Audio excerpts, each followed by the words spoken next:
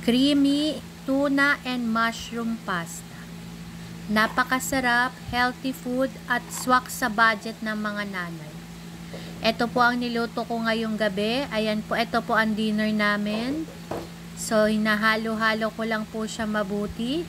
Ayan, ready to serve na po. Masarap. So, una ko pong ginawa, nagsalang lang po ako ng tubig na may asin at mantika sa kaldero at pinakulo ko. And then, inilagay ko na po agad yung kalahating kilong pasta. Yang noodles po, ayan, habang niluluto ko siya sa low fire, nagsalang na po ako ng pang-sauce. So, una ko pong ginawa, nilagyan ko muna ng butter at konting mantika yung kawali.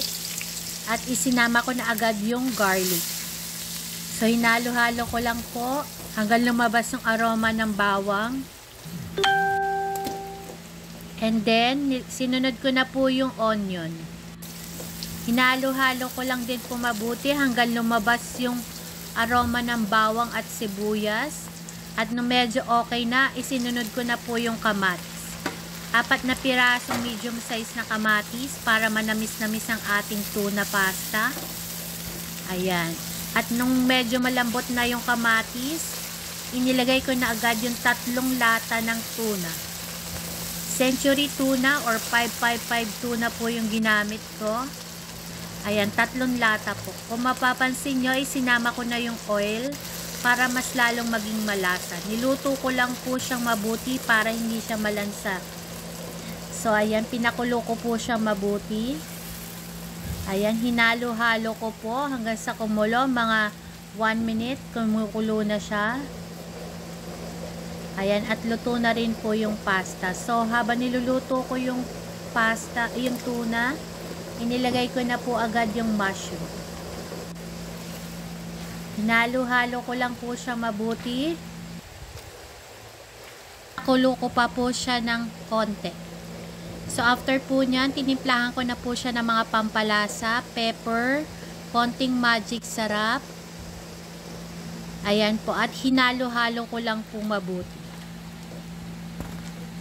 Mekos-mekos lang insan hanggang sa kumulo ulit. And then, isinunod ko na po yung isang can ng evaporated milk. Ng evap. Alaska evap po na maliit lang yung ginamit ko. And then, nakalimutan ko ilagay yung green peas kanina. Ayan, hinabol ko po siya. And then, after nya, nilagyan ko rin po ng 1 pack ng all-purpose cream. Ayan, hinalo-halo ko lang po siyang mabuti at niluto ko pa siya ng mga 2 minutes.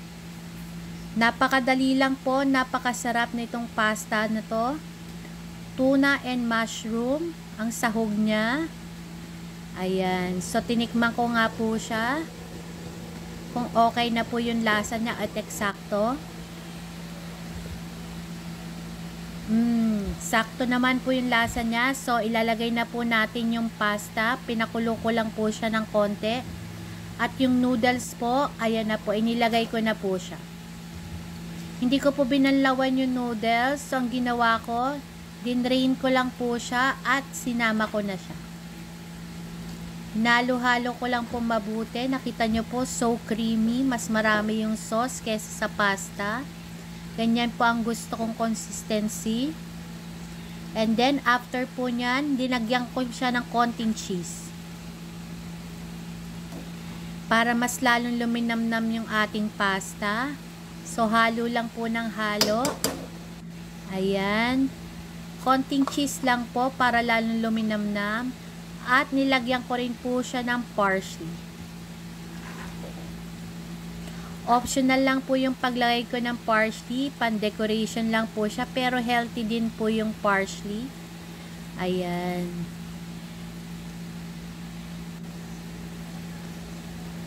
Come on, let's eat my own version.